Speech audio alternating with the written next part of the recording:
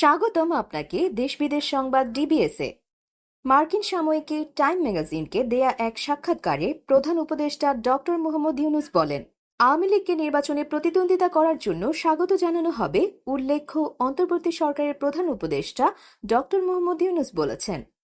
তবে তার আগে জুলাই আগস্টে ছাত্র আন্দোলনে হতাহতের ঘটনায় জড়িত আওয়ামী লীগ ও তাদের সহযোগীদের প্রত্যেকের বিচার নিশ্চিত করা হবে। সেই সাক্ষাৎকারে তিনি বলেন, আওয়ামী লীগের যারা হত্যা ও নির্যাতনের জন্য দায়ী তাদের জবাবদিহির আওতায় আনা হবে।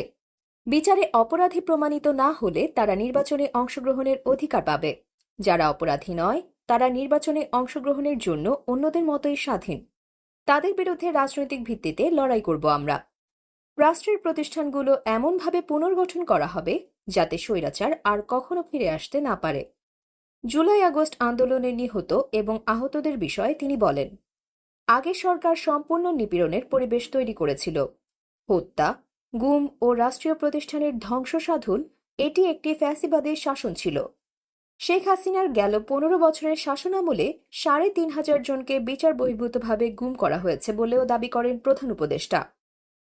প্রধান উপদেষ্টা বলেন, হাসিনা শুধু ভারতেই আশ্রয় নিয়েছেন তা নয়।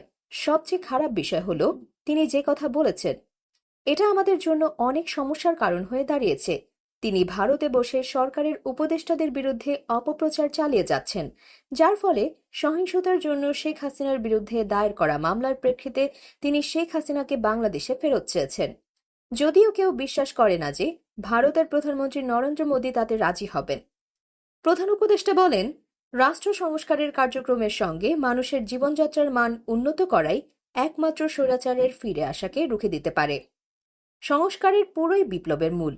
এই কারণেই আমরা বিপ্লব পরবর্তী একে আমরা বাংলাদেশ 2.0 বলছি।